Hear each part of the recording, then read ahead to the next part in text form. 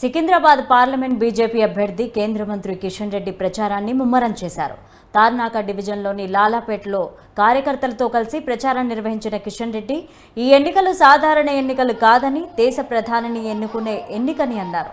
అయితే దేశం ఎవరి చేతుల్లో భద్రంగా ఉంటుందో డిసైడ్ చేసే ఎన్నికలని చెప్పారు. ప్రజలందరూ మోదీని ఆశీర్వదించి మళ్లీ ప్రధానిని చేయాలని కోరారు.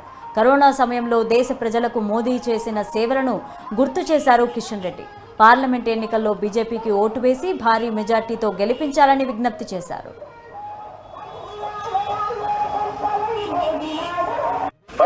అన్ని రకాలుగా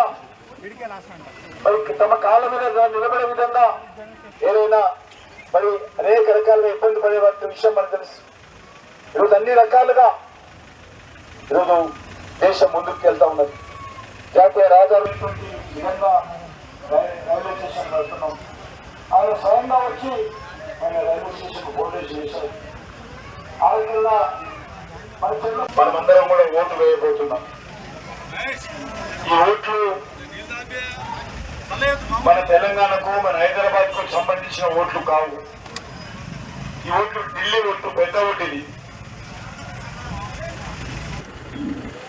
ఆ రోజు మొత్తం లాక్డౌన్ పెట్టి, కర్ఫ్యూ లాగా పెట్టి, మొత్తం ఈరోజు ప్రజలకు తినడానికి తిండి కూడా లేకపోతే నరేంద్ర మోడీ గారి రోజు మరి ప్రతి ఒక్కరు కూడా ఆహారం పెట్టాలి. మనము ఎవరు కూడా ఉపవాసం ఉండొద్దని కరోనా అప్పుడు మొదలుపెట్టినటువంటి ఉచిత బియ్యము ఇంకా ఇస్తున్న విషయం కూడా మీకు తెలుసు. ఆ రోజు వ్యాక్సినేషన్ కూడా మొదటిసారి, రెండోసారి వేసి కరోనా మహమ్మారి నుంచి మన ప్రాణాలు కాపాడినటువంటి వ్యక్తి నరేంద్ర మోడీ గారు.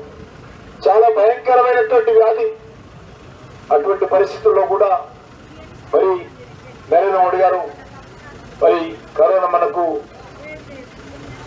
బయటికి తీసుకురావడం కోసము ఏ రకంగా మొదటిసారి ఇంజక్షన్ ఇచ్చిండు ఫ్రీగా, రెండోసారి ఇచ్చి మన ప్రాణాలు కాపాడారు.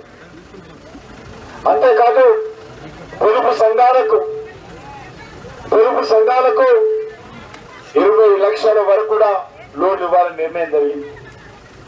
ఈరోజు డిఫాల్ట్ లేకుండా ఉన్నటువంటి పొదుపు సంఘాలన్నిటికీ 20 లక్షల రూపాయలు ఇస్తున్న విషయాన్ని కూడా ఈ సందర్భంగా